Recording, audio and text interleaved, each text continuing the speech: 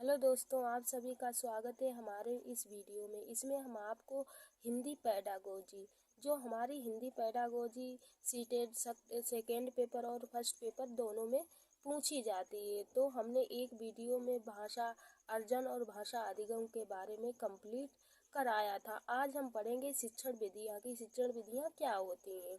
तो आज हम देखते हैं शिक्षण विधियाँ, उनके बारे में विस्तार से पढ़ेंगे और समझेंगे।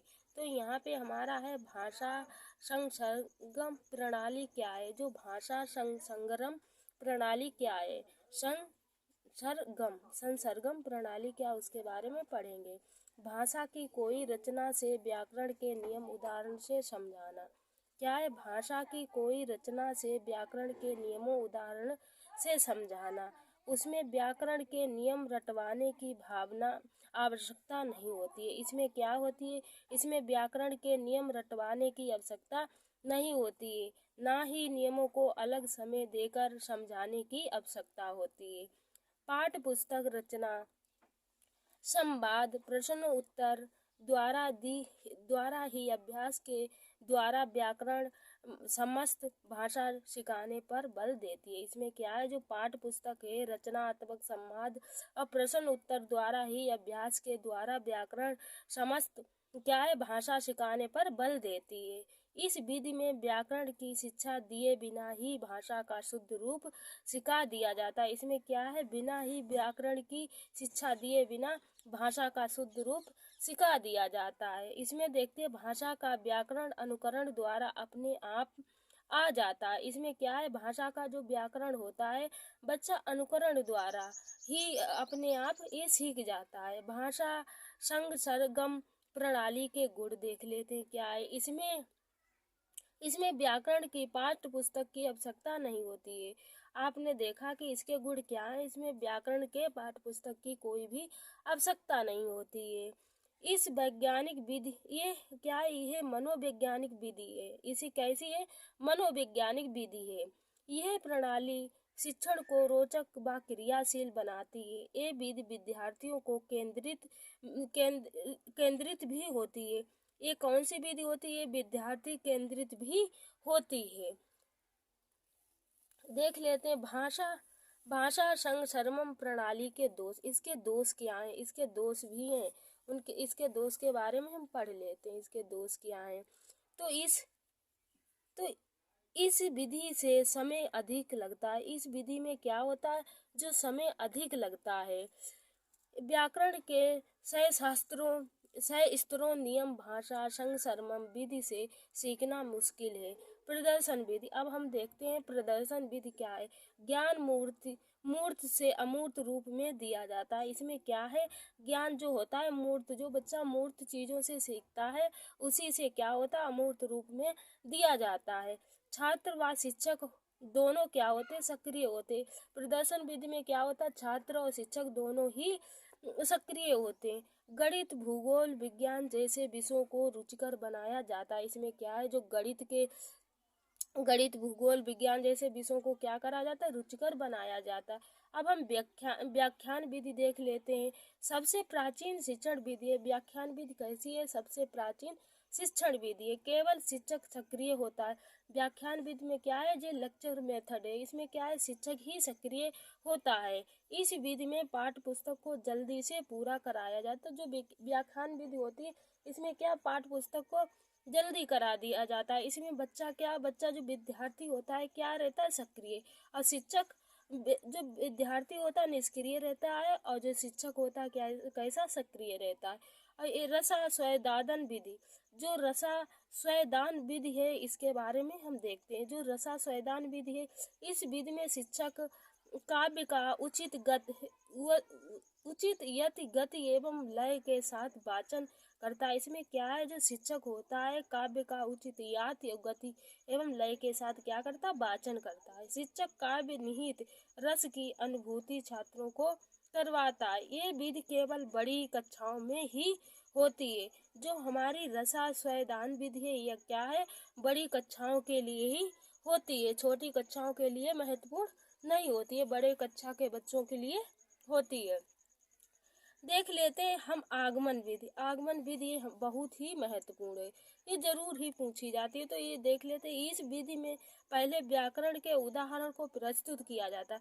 इस विधि में क्या करा जाता है, जो व्याकरण होते हैं उनके उदाहरण को बच्चों को पहले सिखा दिया जाता है तथा बाद में उदाहरण के द्वारा नियमों की पुष्टि की जाती है। बाद में क्या करा जाता है, जो उदाहरण दिए गए उनके द्वारा फिर नियमों की पुष्टि की जाती है। उदाहरण से नियम की ओर, एक ऐसी विधि है उदाहरण से नियम की ओर जाती है। और आगे हम देख लेते हैं इसका आगे क्या, अनुवाद विधि हम देख लेते हैं। इसकी निगमन विधि, अनुवाद विधि हम आगमन विधि पढ़ चुके हैं, इसमें हम देख लेते हैं निगमन विधि क्या है। जो निगमन विधि है इसे सिद्ध विधि भी कहते हैं, इसे कैसे सिद्धांत विधि भी कहते हैं। जो हमारी निगमन विधि है इसे सिद्धांत विधि भी कहते हैं। नियम विधि में नियम बताकर उदाहरण दिए जाते हैं। इसमें क्या है, पहले नियम बता दिए जाते हैं, उसमें क्या होता है, उदाहरण से नियम की ओर जाते हैं। आगमन विधि में ज्ञात से अज्ञात की ओर जाते हैं, इसमें क्या है, अज्ञात से ज्ञात की ओर जाते हैं। देख लेते हैं नेक्स्ट, पाठ्य पुस्तक विधि। पाठ्य पुस्तक विधि क्या है, ये एक पारंपरिक पद्धति है जिसमें शिक्षक बच्चे किताब पढ़ते हैं। इसमें क्या होता है, शिक्षक और बच्चे दोनों किताबें पढ़ते हैं और फिर शिक्षक उन्हें पाठ का अर्थ को समझाता है। जो पाठ्य पुस्तक विधि क्या है, दोनों शिक्षक और विद्यार्थी क्या करते हैं, पाठ को पढ़ते हैं, फिर शिक्षक क्या करता है, विद्यार्थियों को वह पाठ का अर्थ समझाता है। सूत्र विधि, सूत्र विधि देख लेते। सूत्र विधि में अध्यापक विद्यार्थियों को कुछ सूत्र समझाते हैं। सूत्र विधि में क्या है, जो अध्यापक होता है विद्यार्थियों को कुछ सूत्र समझाते हैं तथा विद्यार्थियों को द्वारा उन्हें कठिन रटना कर लिया जाता है। विद्यार्थी क्या कर लेते हैं, उसे कंठस्थ कर लेते हैं, रट लेते हैं। जो सूत्र उसे लिखवाते हैं अध्यापक, अब विद्यार्थी क्या करते हैं, उसे रट लेते हैं, कंठस्थ कर लेते हैं। वर्ण विन्यास विधि, वर्ण विन्यास विधि देख लेते हैं। ये बहुत पुरानी विधि है। कैसी है, बहुत पुरानी विधि है। इस विधि के अनुसार पहले स्वर फिर व्यंजन मात्राएं, फिर संयुक्त स्वर और फिर सार्थक शब्द सिखाए जाते हैं। वर्तमान में स्कूलों में इसी विधि के द्वारा वाचन शिक्षा दी जाती थी। वर्ण विन्यास विधि देख लेते हैं। वर्ण विन्यास विधि क्या है, वर्ण विन्यास विधि ये प्रणाली अक्षर बोध प्रणाली के विपरीत है। अक्षर बोध प्रणाली से पहले अक्षर ज्ञान, फिर शब्द ज्ञान और अंत में वाक्य ज्ञान कराया जाता है। ये प्रणाली पहले अक्षर बोध प्रणाली के विपरीत है। अक्षर बोध प्रणाली से पहले ये अक्षर ज्ञान, फिर शब्द ज्ञान और फिर अंत में वाक्य ज्ञान कराया जाता है। परंतु इस प्रणाली में पहले वाक्य ज्ञान, फिर शब्द ज्ञान और अंत में अक्षर ज्ञान कराया जाता है। मनोवैज्ञानिक के अनुसार बालक पहले अपनी दृष्टि पूर्ण वाक्य पर डालता है। पहले बच्चा क्या करता है, अपनी दृष्टि पूर्ण वाक्य पर डालता है, फिर पृथक शब्द पर उसका ध्यान बाद में जाता है। इसीलिए इस प्रणाली में शिक्षण का क्रम वाक्य स्वर वर्णनात्मक है। अब देख लेते हैं सहचार विधि। इस विधि के प्रतिपादन मॉन्टेसरी सहचार विधि, इस विधि के प्रतिपादक मॉन्टेसरी हैं। इस जो सहचार विधि है, सहचार विधि इसके प्रतिपादक कौन है, मॉन्टेसरी हैं। इस विधि के द्वारा खिलौनों, चित्रों, विभिन्न प्रतीच्य वस्तुओं और शब्दों में सहचार स्थापित किया जाता है। उदाहरण, बालक को शेर के चित्र के नीचे शेर लिखकर, क्या है, बालक को शेर का चित्र दिखाया, उसके नीचे क्या, शेर लिखकर एक बार समझा दिया जाता है। समझने के पश्चात फिर उनसे कहा जाता है कि वे ढूंढे, क्या करें, वे ढूंढे एक एक नाम वाले करणों को सही चित्र पर वस्तु के आगे लगाएं। इस विधि से बालकों को क्या होता है, रुचिकर लगती है। ये विधि बालकों को कैसी लगती है, रुचिकर लगती है।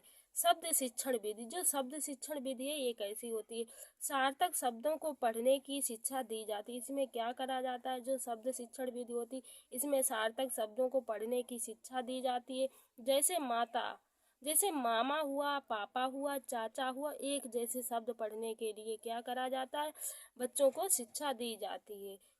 इस विधि द्वारा बालकों का मनोरंजन भी होता है। इस विधि द्वारा क्या होता है, जो बालकों का मनोरंजन भी होता है, इसीलिए ये विधि मनोवैज्ञानिक है। इसमें बालक रुचि लेता है।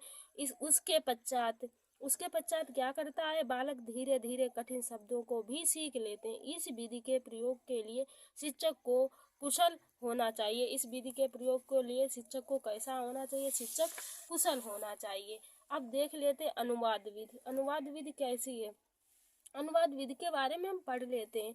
जो अनुवाद विधि है उसे हम व्याकरण विधि भी कहते हैं। तो देख लेते अनुवाद विधि। अनुवाद विधि अथवा व्याकरण अनुवाद विधि में शिक्षार्थियों को व्याकरणिक नियमों के आधार पर लक्ष्य भाषा अर्थात अन्य भाषा का भाषाई विवरण समझाया जाता है। अनुवाद विधि कैसी है, जो व्याकरण विधि, इसमें क्या है, शिक्षार्थियों को व्याकरणिक के जो नियम के आधार पर उन्हें क्या लक्ष्य की भाषा अर्थात अन्य भाषा का विवरण समझाया जाता है। इसके साथ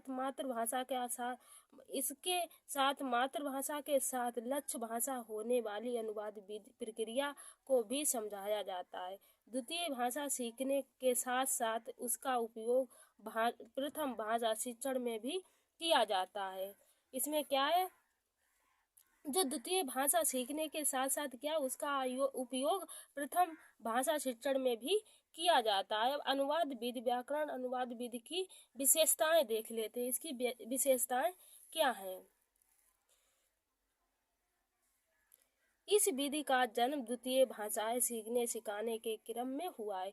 इस विधि का क्या है, इस विधि का जन्म कैसे हुआ है, सीखने और सिखाने के लिए, बच्चे को सीखना और सिखाने के लिए किया गया है। ये विधि हिंदी के एक रूप का अर्थ दूसरे रूप में समझाने में भी प्रयोग में लाई जाती है। ये विधि सीख ली गई भाषा तथा अपेक्षिक भाषा के बीच संवाद को संभव बनाती है।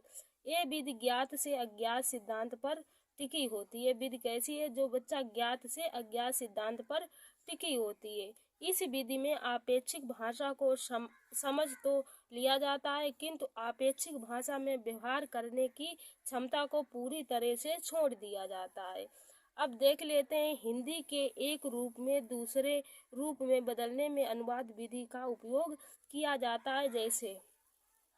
जैसे किसमें, कबीर के दोहे का अर्थ समझने में। जो कबीर के दोहे, जैसे किसी का दोहा दिया उसका क्या अर्थ समझाने में, आदिकालीन शक्तिकालीन और छायावादी साहित्य को समझाने में, संस्कृतनिष्ठ हिंदी को समझने में, या कविता शिक्षण के दौरान पद्य का अर्थ गद्य रूप में समझने में। व्यवसाय विधि क्या है, व्याख्या विधि का विस्तृत रूप है। अर्थबोध विधि क्या है, शिक्षक कविता के भाव को समझाता है। अर्थबोध कैसी विधि है, इसमें क्या कोई कविता पढ़ा दी है तो शिक्षक उसके भाव को समझा रहा है, उसको हम क्या बोलते हैं, अर्थ विधि बोलते हैं। अभिनय विधि क्या होती है, कविता गान के साथ अभिनय भी किया जाता है।